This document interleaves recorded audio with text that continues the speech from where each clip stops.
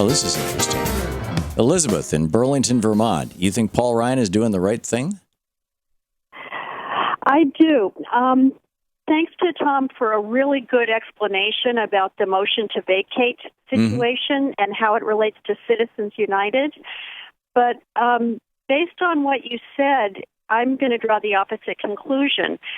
Because a minority can pass a motion to vacate under sort of the Hastert policy, but it takes a majority with presumably some bipartisan support to put in a new speaker. As long as we do have Citizens United, which I do hope will be overturned, but I do believe that as long as we do have Citizens United, we do have to get rid of that combination of motion to vacate and the Hastert rule. And it's unfortunate.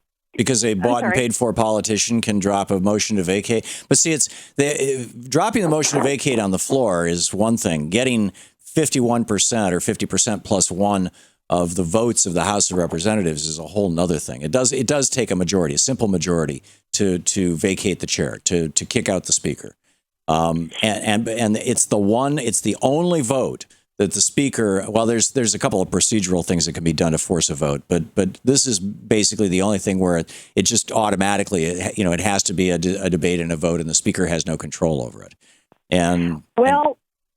Yeah, I take your point, but to be honest, I do think that as long as there's such well-organized Chamber of Commerce, et cetera, purchasing not only of Republicans, but of so-called moderate or pragmatic Democrats, I think that the speakership is too vulnerable and not so much, just basically but shouldn't it be? chaos. Shouldn't the speakership be answerable to the representatives of we the people? I get it that our entire political system has been distorted by Citizens United and by all this money in politics, but even given that, shouldn't there be some check on the power of the Speaker of the House?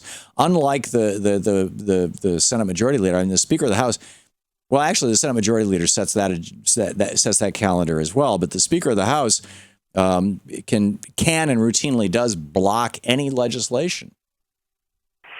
Yeah, but if